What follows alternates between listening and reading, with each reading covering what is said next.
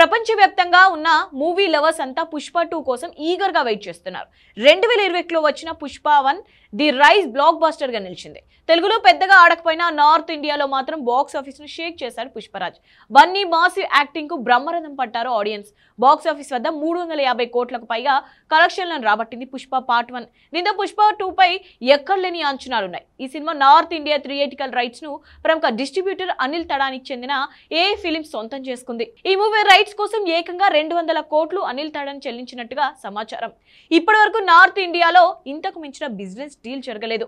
దీంతో పుష్ప 2 రికార్డు సృష్టించిందని అంటున్నారు. ఇదిలా ఉండగానే ఈ సినిమా కోసం నెట్ఫ్లిక్స్ దాదాపు 275 కోట్ల డీల్ క్లోజ్ చేసినట్టు తెలుస్తోంది.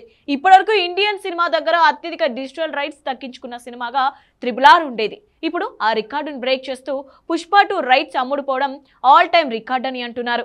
ఇదిలా ఉంటే ఇప్పుడు పుష్ప 2 నుంచి మరొక టీజర్ ను రిలీజ్ చేసేందుకు సుకుమార్ ప్లాన్ చేస్తున్నట్లుగా తెలుస్తోంది. ఈ సెకండ్ టీజర్ లో యాక్షన్ సీన్స్ తో పాటు డైలాగ్స్ కూడా ఉంటాయంట.